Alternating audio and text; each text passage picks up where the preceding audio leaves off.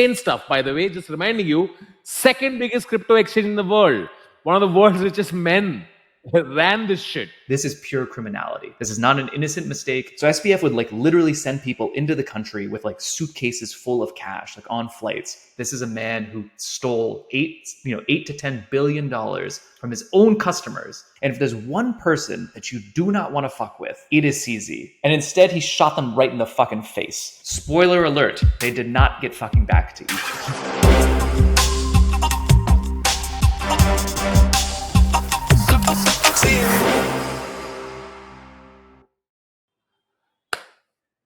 All right, gentlemen. What a difficult week it's been. I have to stop looking at my portfolio only, brother. You guys tell me what's up. I think the last few months of crypto can be summarized by Cash laughing despite not understanding the meme, but Cash. Yeah, everything today makes me laugh, man.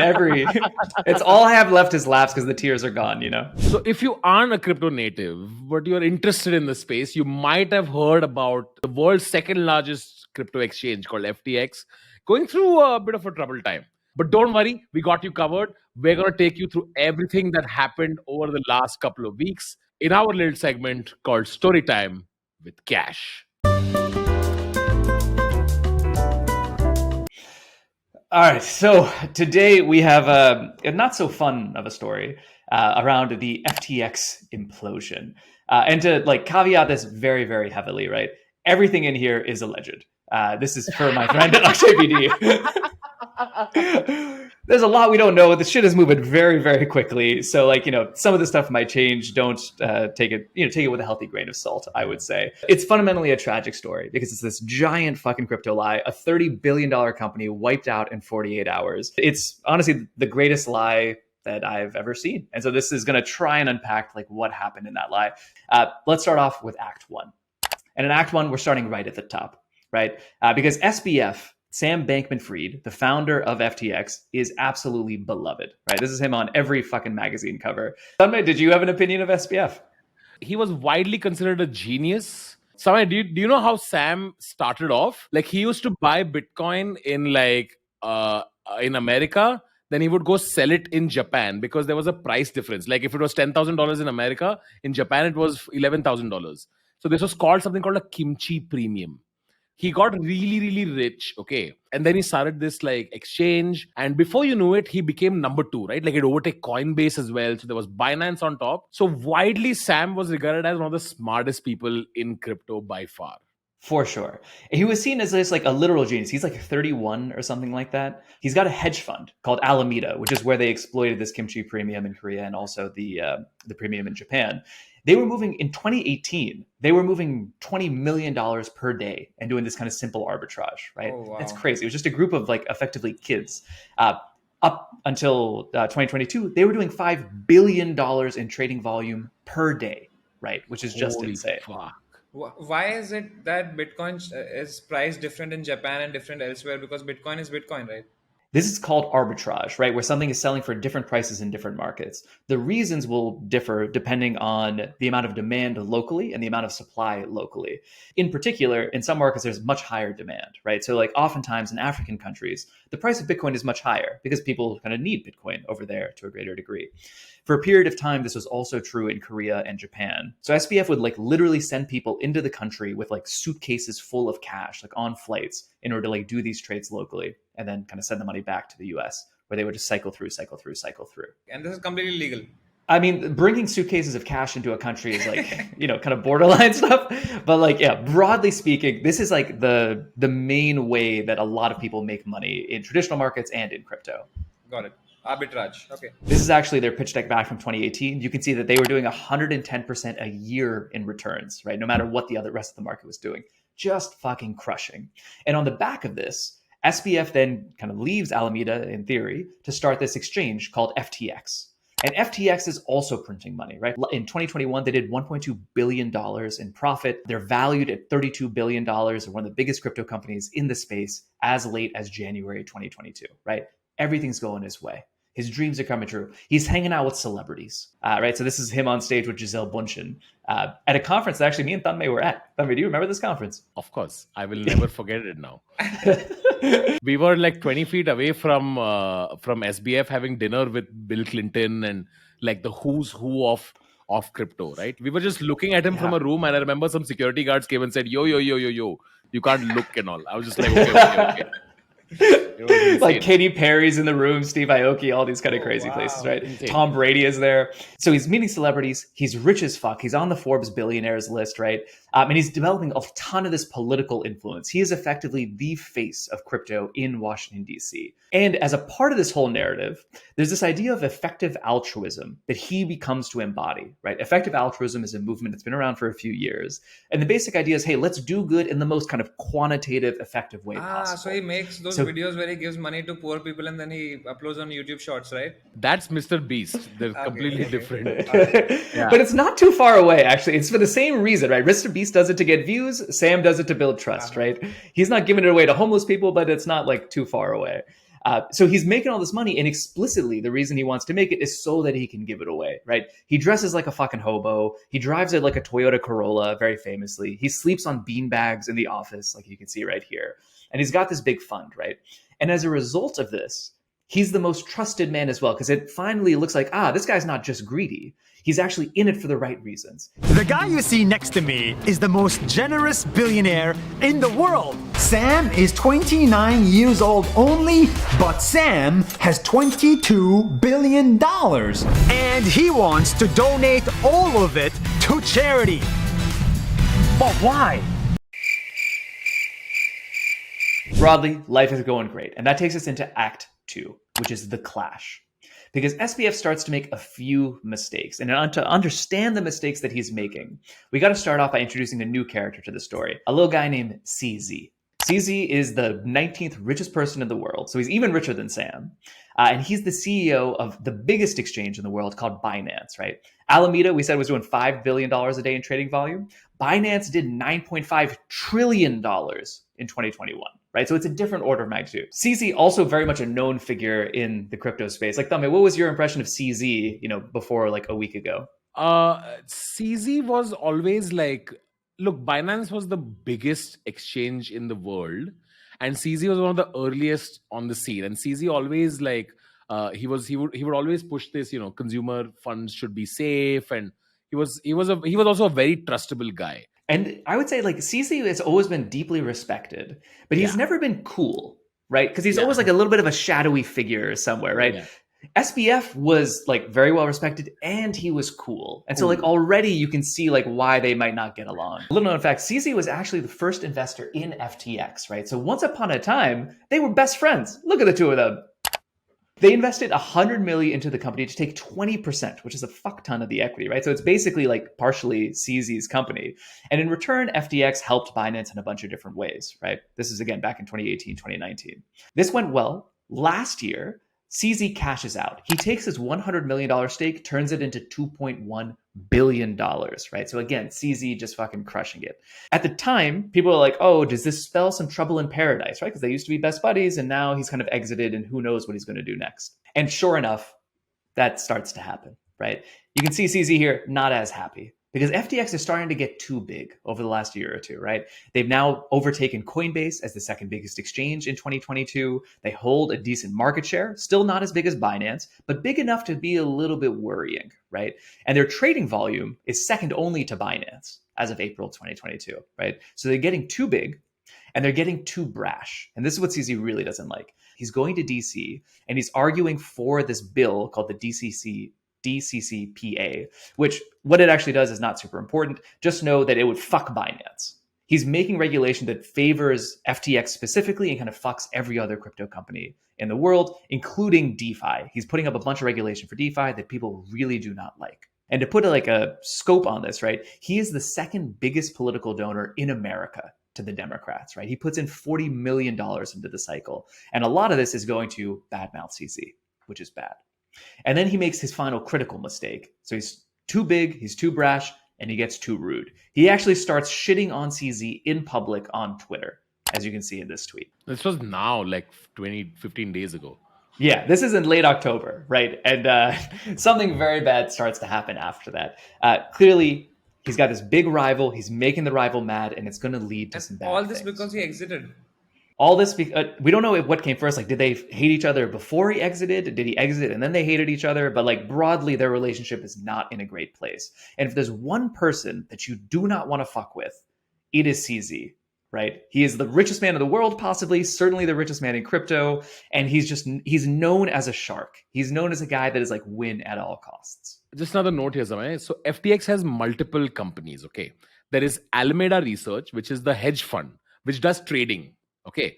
Then there is FTX US, which is a company specifically only for the US. Then there is FTX.com, which is for the rest of the world. Now, traditionally, if there are three separate companies, they should all have three separate balance sheets, right? And you're not supposed to mix it all up, ideally, right? This is how regular people, like a normal person, would operate. That's all. Okay. But he did not do that. He put everything in one. We'll find That, out. as we are about to see into Act 3 here, the fall. So we start at the top. We've seen the clash has started to brew. Now is when it all comes unraveling. And this is where it gets a little bit complicated. So I'm going to go in a quick story time. Let's imagine that he owns a racetrack. And that racetrack is called FTX. And it is the fastest racetrack in the world. It's one of the biggest. Everyone loves racing there, right? The fastest car on the FTX racetrack is called Alameda. Everyone knows that SBF used to drive for Alameda, but now that the FTX kind of racetrack is there, he's no longer driving for Alameda, at least on paper. SBF himself does not want people to know that he actually still fully owns the Alameda car. One day, in private, the Alameda car crashes and it gets like pretty brutalized. This is bad for SBF because he owns the Alameda car and he needs it to keep winning at races so he can keep making more money. Here he starts to do two crazy things. The first thing he does, donates an FTX car to Alameda and just repaints it on the side and says, hey, no, this is the Alameda car. Look, nothing ever happened. It's totally fine.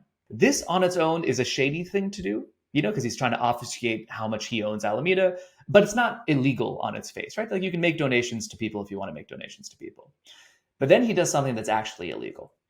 He goes around and steals spare parts from all the other race cars from their garages in order to make the Alameda car even faster, right? So he takes a brake pad from over here, he takes an engine thing from over here, and he puts it onto his new Alameda car. And it works great.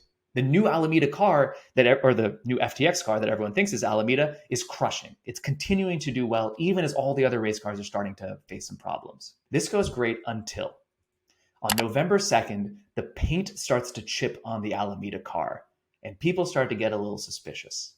And then on November 6th, an Asian guy who's watching all the races unfold yells out from the crowd, hey, that paint job looks a little suspicious. These images are all done with Stable Diffusion. This is what Stable Diffusion thought of my Asian guy over here. So that was pretty funny.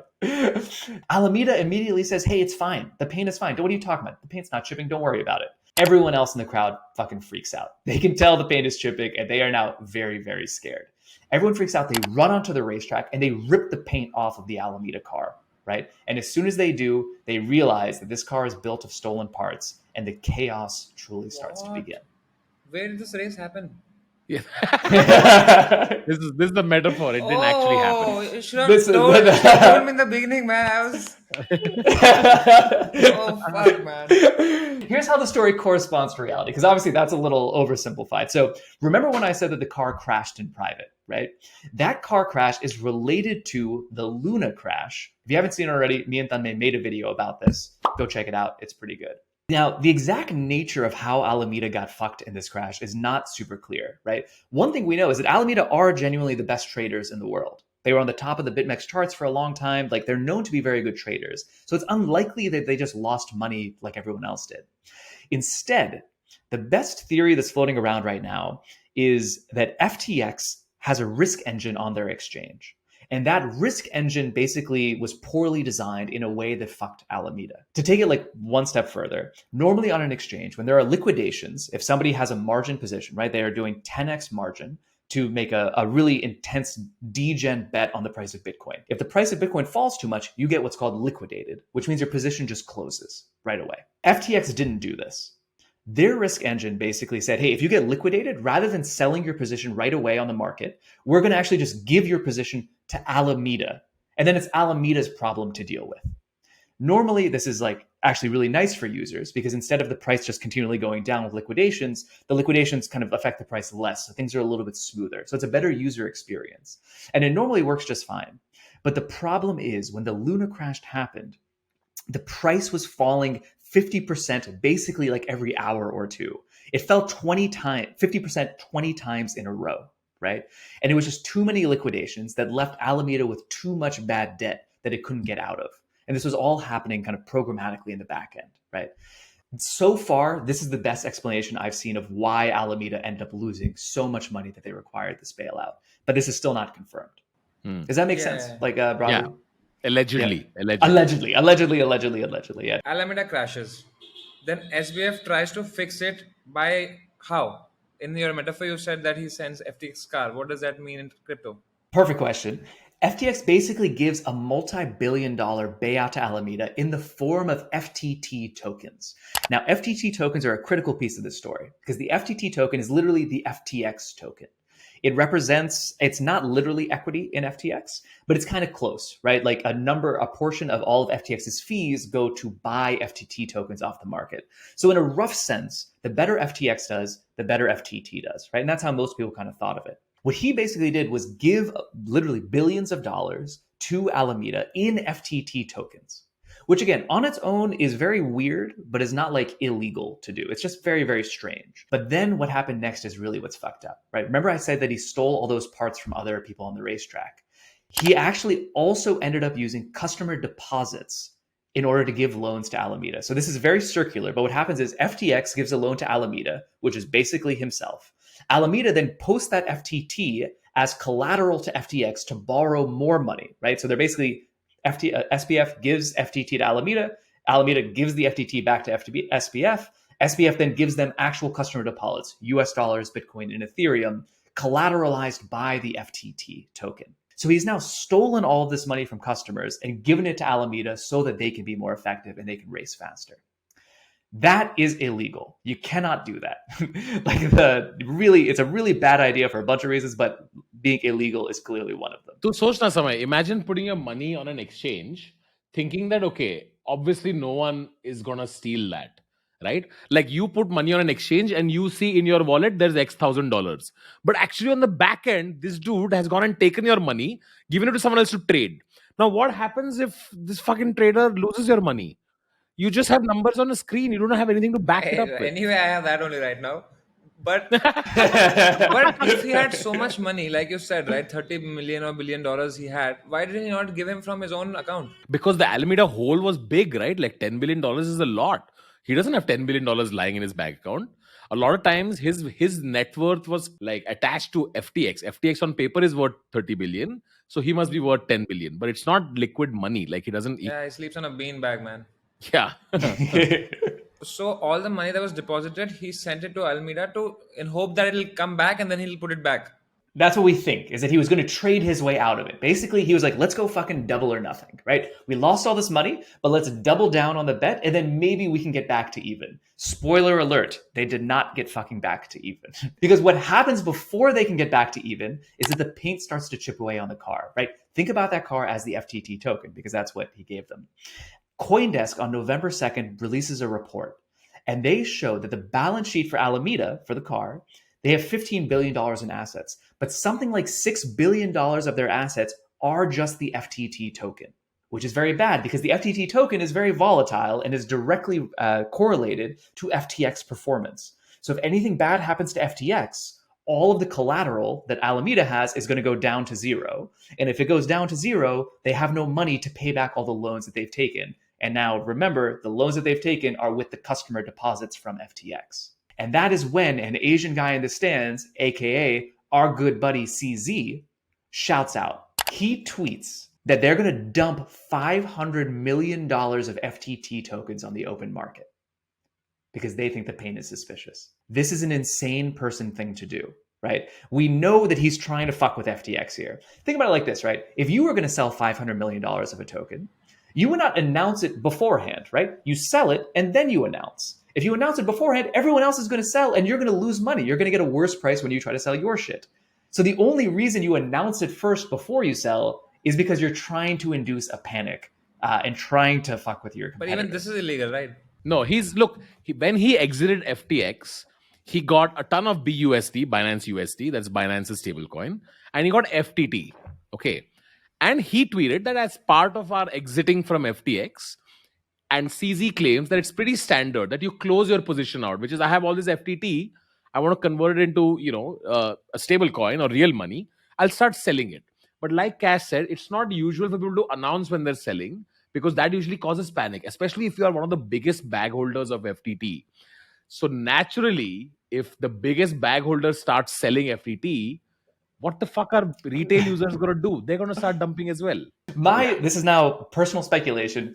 My guess is that CZ did not know that this was going to be as bad as it was. I think he thought he was, with this tweet, going to shoot them in the kneecap. And instead, he shot them right in the fucking face. Because this is also very bad for CZ, as we're going to find out very soon, right?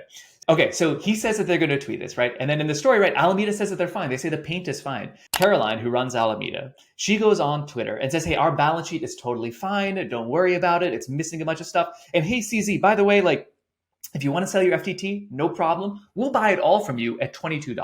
No one fucking believes this because it's a crazy thing to say. In the same way that you don't announce how much you're going to sell in advance, you never announce what price you want to buy it at because now the rest of the market knows something is suspicious about this $22 mark. Why are you saying this in public that you'll buy it all at $22?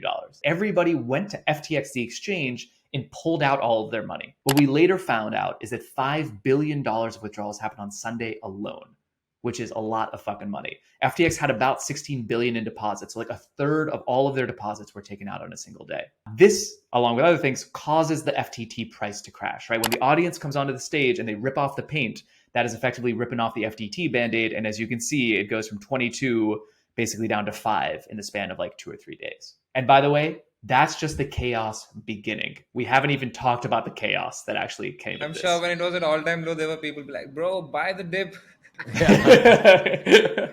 Yeah. And that bro was the SBF. Act 4, the chaos. On November 8th, things really start to hit the fan. This is a Tuesday. Out of nowhere, FTX goes on Twitter and they announce that Binance is now going to acquire FTX. Literally 24 hours before, FTX is the second biggest exchange in the world. Everything's looking kind of fine. Then they announce Binance is going to acquire them. And by the way, they're halting withdrawals. No one can take their money out of FTX.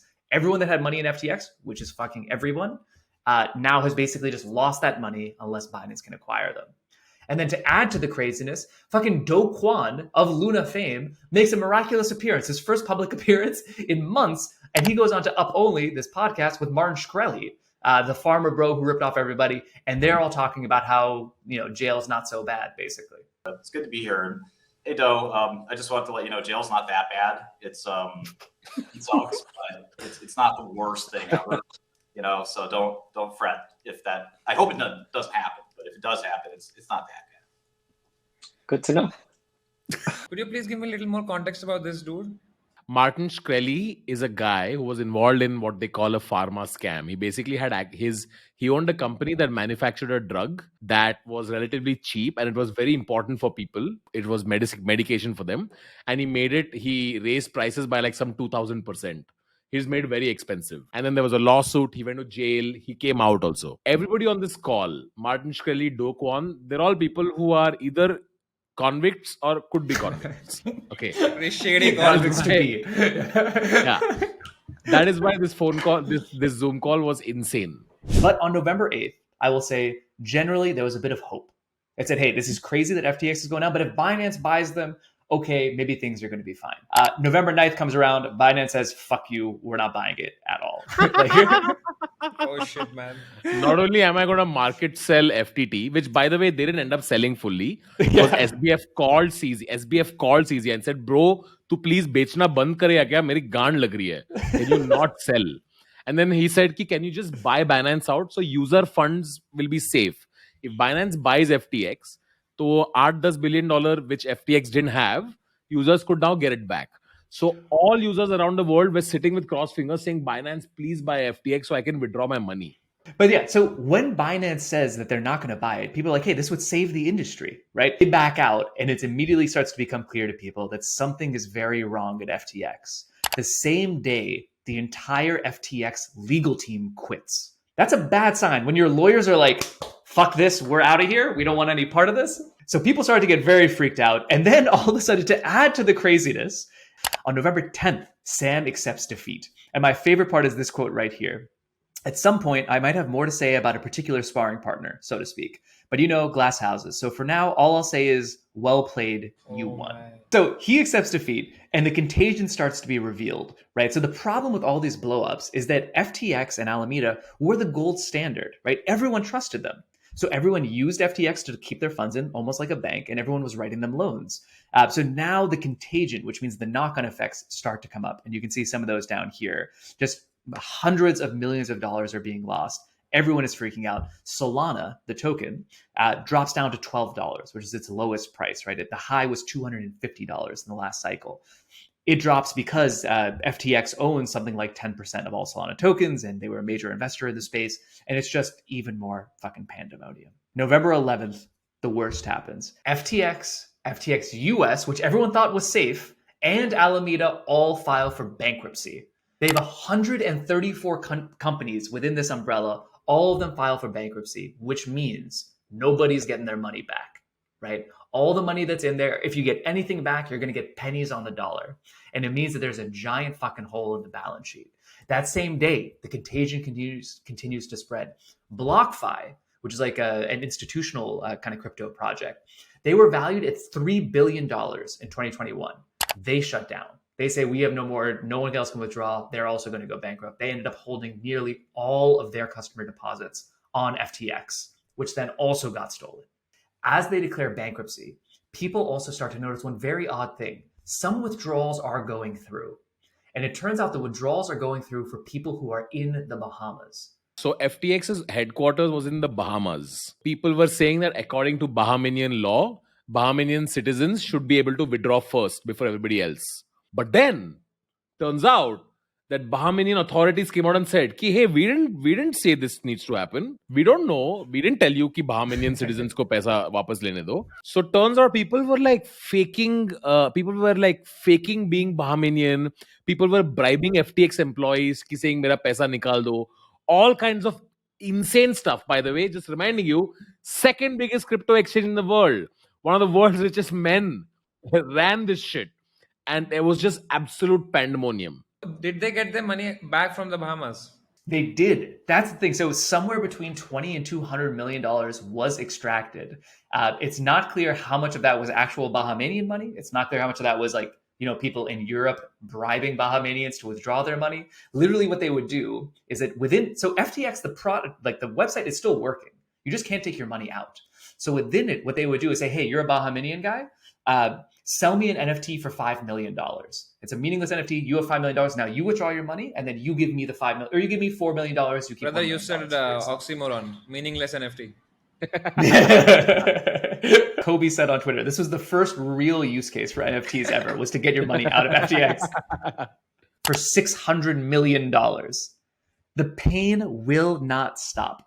Now, it seems that the actual black hat hacker was about $400 million and white hat hackers took out $200 million. In any other week, if an exchange got hit for $600 million or for $400 million, that's the only thing we're talking about. There are people watching this video who didn't even know that this happened because so much other bigger shit was going on at the same time. But like the founder doesn't go through any of it, right? The house that he used to live in, okay, this dude used to drive a Corolla. That house has just gone on sale in the Bahamas. On November 12th, something else really crazy happens because there's a question in all of this. How did he steal the customer deposits without anybody noticing is the key question, right? You can't just move what now people believe to be $8 billion of customer deposits over to Alameda without people noticing. Well, it turns out the guy actually created a custom backdoor in the FTX bookkeeping system that only he had access to, which means that he could move money without the real normal books being affected at all. So this now really confirms this is pure criminality. This is not an innocent mistake. This is a man who stole $8 to $10 billion from his own customers to prop up his own hedge fund. On the balance sheet on November 13th, it is revealed that the hole is about $8 billion. They only have about $1 billion in liquid assets, and they have $9 billion in liabilities. They don't even have any Bitcoin, even though they owe $1.4 billion in Bitcoin. They don't have a single Bitcoin on the balance sheet. And then just to top it off, Crypto.com now looks like there's going to be a bank run, looks like there might be some problems. They try to do what's called a proof of reserve audit, which is when you show on-chain, look, we have all the assets, all the customer deposits are fine. It turns out they sent $400 million to another project and then brought it right back right before the proof of reserve audit, just so that their numbers would look fine. As we speak, as we record this, there's currently a bank run going on against Crypto.com. They may or may not also collapse by the time you're done watching this video. But wait, what does this mean for like crypto as a whole now? Like there's definitely mistrust in the community, right? Oh, so from my opinion, it's wreckage pretty much across the board. There's no sugarcoating it. If you're watching other crypto people who are like, no, we'll get past this, it's fine. I mean, I believe that crypto will eventually, but there's no sugarcoating it that it is bad in the moment, right? Regulators are going to have a fucking field day with this, right? The most trusted guy turned out to be running a $9 billion like scam, right? That's going to be a real problem. Retail is not going to trust us for a long time, and it doesn't seem like anybody is going to trust using crypto for a little bit. I agree. I think this is, I have never even heard of something like this happening during the last bear market. The contagion of FTX shutting down, we don't even know the full extent. A lot of funds have deleted their Twitter. They have, they have not tweeted anything in days. We don't even know how many people are actually affected, because if funds shut down, then projects shut down. If projects shut down, then more people lose money, right? Like it's like a domino effect. If one thing falls, and many things fall after that. So as of right now, while recording this video, like things look really bad, and they're not going to get better for a while. Like I've heard stories about how during the bear market, people say कि oh, bear market जब आएगा ना, सबको crypto छोड़ने का मन करेगा. Like nobody wants to be in crypto. Yeah, we are there now. Okay. Nobody wants to be in crypto. I think that's definitely, it's going to be a reversion to crypto kind of fundamental philosophy, which was not your keys, not your chains, don't trust, verify, all of these types of like old ethics that a lot of crypto OGs still had even to the current day. We're now being reminded why people have those ethics, right? This is the closest thing to the 2008 banking crisis happening in crypto, right? The entire industry is wrecked. Now, for the 2008 banking crisis, the government was able to step in and provide bailouts and do all this kind of thing, which rightly or wrongly did keep the banking industry afloat. This crisis is going to knock out all of the scamsters. It's going to take away all the leverage in the system. And then hopefully we'll be able to rebuild from fresh and firm foundations. A forest fire has just hit crypto and burned down most of the forest. The trees will grow back. The people are still there. Like, I mean, I'm not going anywhere. I think a lot of people feel the same way, but it takes time for trees to regrow. So I don't know. I think that one other like clear takeaway from this is that DeFi in particular is more important than ever, right? All of the crypto scandals that we see are from centralized players like FTX, Three Arrows Capital, Luna, and kind of what they were doing over there was like very weird. DeFi, where it's fully decentralized, you don't have to trust anybody, it's all happening on chain, actually solves a lot of these problems. So I think that that's one other kind of takeaway here, at least. One other like clear takeaway from all of this, I would say, CZ is the Giga Chad of all Giga Chads, right? Like you fuck with CZ, you find out very quickly why you should not be fucking with CZ. I don't think he's like a villain. This is not his fault. This is obviously SBF's fault. Like CZ did not borrow customer deposits, but goddamn is the man. With 2 tweets, he brought down a $30 billion company and his biggest competitor. And then to end this video on a bit of a lighter note, I just wanted to hear what you guys thought in terms of like the inevitable movie that's going to get made about this. Michael Lewis, who's a very popular author, has actually been embedded with SBF for the last 6 months writing a book. So you cannot imagine how perfect the timing is. Yeah, I love it. I think Jonah has lost a little bit of weight from this picture as well. So Jonah Hill definitely looks like if he is not watching SBF interviews right now, figuring out exactly how he talks, I will lose trust from Hollywood. All right, guys, that's that is the story of the FTX implosion. By far the craziest thing I've ever seen. And by the way, the story is still going on. I haven't even looked at Twitter today, but I know that there's some fresh hell that has been released upon us all. Thank you, Cash. If there is more that happens, we trust you to come up with another story time with Cash to enlighten all of us and everybody who's watching. if you guys want us to do a meme review, because there's been a lot of hilarious memes Some good about this memes. whole situation, just drop a comment saying do the meme review and we will have it ready ASAP. Good to go. Thank you very much, Cash. Thank you Brother, very much, can we Samay. please have Cash open in the chat, because what a sick presentation, man. What a nice Sick presentation, yeah. gripping presentation. That Yeah. was so good, man. I appreciate that, man. So Thank good. Cash should write this movie. you. See you guys See you, next time. bye-bye. See you.